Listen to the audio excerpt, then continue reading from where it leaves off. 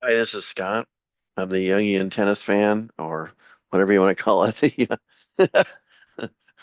Jungian tennis analyst.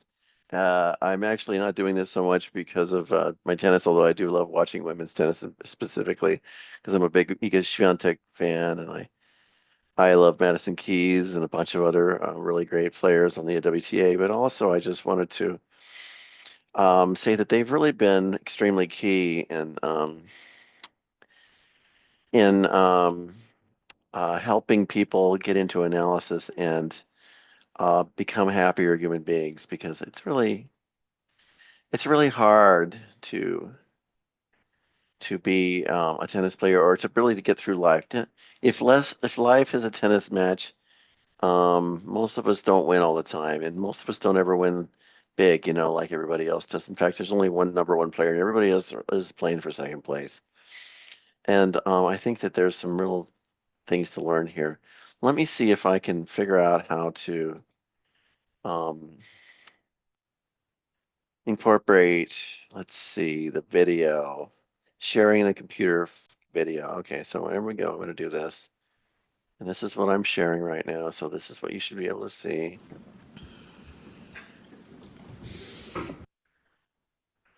Just kind of lay it all out on the line, and um, kind of at that point, no matter what happens. Madison, over the last year or so, obviously you've been around on the circuit for a while. I just wonder whether there was a moment or a person you spoke to that where it really the penny dropped and you felt like you feel now that it wasn't all about whether you won a Grand Slam in terms of how you viewed your career. Was there a specific moment? Or Lots of therapy. There we go. I really kind of bought into it, and I think in the past I had always kind of tried to go the sports therapy route where it was more about routine and controlling the things you can control and all of that. And I felt like I was always good enough at that. But to really start kind of digging in on how I felt about myself and really being honest with myself about it, it was really hard because I didn't really want to be the person that felt like I was really struggling, but I was starting to really struggle with it. So just being really honest and actually getting help and actually talking to someone, and not just about tennis, but about how I felt about myself. Again, very uncomfortable, and I never really looked to be uncomfortable. So I honestly think that had I not done that, then I wouldn't be sitting here. So what she did is that she won the Australian Open in 2025. It just happened today. I was watching it. I'm a big fan of women's tennis because I feel like the women in particular are not as aggressively masculine and physical as the men are, and so they're in it for different reasons. And the women's perspective on life changes as they get older. She's just recently married and is probably planning for a family and so forth. And Madison had never won, but she'd come close to winning a major. And it was actually Iga Swiatek who she played in the previous round and just barely beat her. Iga was the one who got into therapy as a young woman, who was finding that it was extremely challenging to be in competitive tennis and you lose all the time. Even if you're great, you lose more than you win. You lose a lot. You get beat. You almost never win a tournament. You pay like 20 tournaments a year, let's say, and you win five or six of them if you're fantastic. And the number one player in the world is that way. And so consider being the number 100 player. You never win anything. You win a little bit of money. Everything's too expensive. You got to get on a flight to go everywhere in the world, and it's just extremely difficult to do. And so what I wanted to talk about was the difficulty of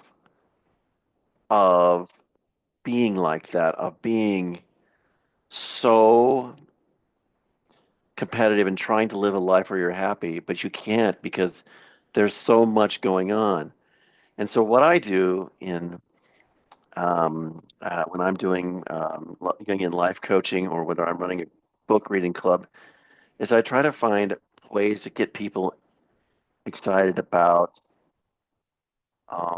being themselves and being happy with themselves. And one of the best books I've ever read is actually this Care of the Soul. Here, I'll try to Care of the Soul by Thomas More, which is kind of like getting a big hug from somebody who's oriented towards your feelings and your emotions and trying to find a way to cultivate the sacredness in everyday life. Because it turns out that you can't really be happy with anything you do, tennis or otherwise, without being extremely happy with yourself. Or I'm not sure if that's quite right, but finding being in balance with yourself, finding a way to find the sacredness in everyday life and to be a good partner to yourself, to enjoy your own company, and therefore to be able to enjoy the company of other people. There's some fantastic quotes in this book that there's my kitty cat that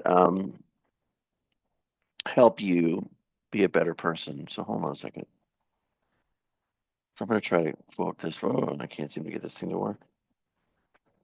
All right, there we go. Care of the soul, honoring the symptoms of the voice of the soul. So what happens with most people is that they're getting started in life, and then they start realizing things that it's more difficult than you thought. Care of the soul is a different way of regarding life and the quest for happiness. So, its goal is not to make life problem-free, but to get ordinary life the depth and the value that comes from soulfulness. And so, for people like Maddie Keys, who has never won a major and had never really been considered taken seriously as anything other than maybe she was a good player for a while and she's starting to get old, um, you start losing confidence in yourself and think, well, is this all there is? Is this all what do I need to do to be a happy person with myself? Hi, Kitty. And do I have to be in therapy? Well, and therapy is not a bad idea, but maybe getting to know yourself, caring for your soul, is a way to return to early notions of what therapy is: attention, devotion, husbandry, adoring the body, healing, managing, being anxious for, and worshiping yourself and your inner relationship with yourself. Modest care and not miraculous care. There are no miracles. Poor Madison, she was doing the best she could. I think, let me see if I can find what else she says next. Howard, and then this gentleman in the black up here. Yeah, so Howard. Hi, Madison. Congratulations. You mentioned a couple times, I think, on court and then now again here about not always believing. And you thanked your team for always believing and helping you with that. But when did you regain and how that belief that this day might come at some point? I honestly think through the last year, even with the injuries and some tough losses, I just kind of felt like I was kind of starting to find myself a little bit more, and I was starting to be a little bit more kind of clear-headed and present on court. And I felt like I was starting to get better at problem solving on court. So this is about self-awareness. I just want to point out that what she's talking about is being self-aware. Instead of, she was a child for so many years and she just kind of winged it. But then being present and self-aware is really powerful stuff. In the moment a lot better. And in the past, I kind of felt like sometimes during matches, it was, especially when things started to go awry, that I was almost like not in my own body, and I was kind of looking down at myself, and I felt like I couldn't connect my brain to my body. And I felt like last year I started being able to kind of just be more in the moment, as I thought to myself after the match that I can absolutely win on Saturday. Okay, this gentleman here, and then Kath and Charlie. Yeah. Pretty much the same question. Has there been a moment of realization during the tournament where you thought, well, I'm doing pretty fine here because your run was remarkable, especially the last 5 wins?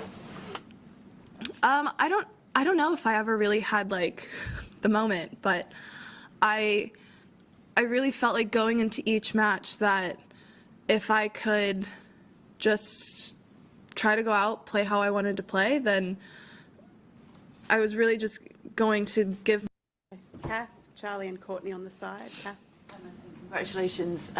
Just hearing you talk about therapy there and the benefits that you've had from it. Obviously, it's a very personal thing, but I just wondered whether you kind of look around you in the locker room and on the tour and think that it should be kind of more widespread or more accepted, or something that should be offered to younger younger players, or at least talked about as an option for younger players? And I mean, before I she think answers that question, I'll just say that Iga Świątek was the person who started doing therapy very young to try to get her head together, and it turned out that getting your head together really is part of being successful in life. I think the more that we talk about actually using it as a tool, I think people feel more comfortable with it. I do think that the WTA does a great job at having someone at tournaments now that you can go and you can talk to. I think it's not only helpful for myself, but I think it's helpful for a lot of us. And I think the stigma around therapy in general, not just in sports, I think is slowly starting to go away. And I think that everyone should be in therapy no matter what. I think it helps. And I think no matter what's going on in your life, you're going to have moments where things are tough and you need someone to talk to. And I think it's really important. It's something that I will continue to do for the rest of my life. So I just want to say that's kind of the way we're just talking about this. We were. Let me just escape out of here and see if I can find the book that we were talking about. Because we were talking in the group that I talked to about romancing the shadow, and about how you do the work, and nobody knows what the work is, and the work is working on yourself and being inside of yourself and accepting yourself and using your art and your humor and your dreams and your active imaginations to help you come into a relationship with yourself. And so this is Maddie Keys has discovered through therapy that in order to be successful at whatever it is that she does, and she's in competitive tennis, but anybody who's trying to be successful in life needs to be comfortable with themselves, to like themselves, to be in a good relationship with themselves, so that they can love others, they can gather people around them, and be happy. And I don't know if happy is the right word, but in balance, be in balance and whole. And this is a very important thing to do. Let me see. I don't know if there's anything more that she says in this interview. I want to just take a look at it for a second. And I think if more people do it and more people talk about it, then it just kind of becomes the norm. It's almost as if you're going to the doctor. No one bats an eye at that. So I think it's just as an overwhelming, it's just kind of overwhelmingly needed for, I think, most people. Okay, Charlie and then Courtney, and then we'll have one more. Charlie. Congratulations. I just wondered on that point, you mentioned there that you weren't typically somebody who necessarily wanted to be out of their comfort zone. And so with going to therapy, I just wondered, was there a particular prompt or a moment that made you think, either why not just give it a chance, or that things had become so difficult that you thought, I kind of need this? I think in the past I had done it before, but it had always been, I think, too sports specific. So it was always I kind of always went in with the thought of, will this help me perform better? And I finally got to the point where I was personally low enough that I was like, I don't really care if this helps me perform, I just want to feel better. And I think doing that, it was just kind of that moment where it was like, I don't really care what I have to do, I just want to feel better. And this is the point. This is the whole point. And a lot of people in their lives, and of course, most of us are not tennis stars or even going to be understood or even known in the media, and not me neither. But that finding a way to be better with yourself, to be comfortable in your own skin, to not hate yourself, to not loathe yourself, to not be angry all the time, to find a way to be present and to be in a relationship with your inner self so that you're not being attacked by it.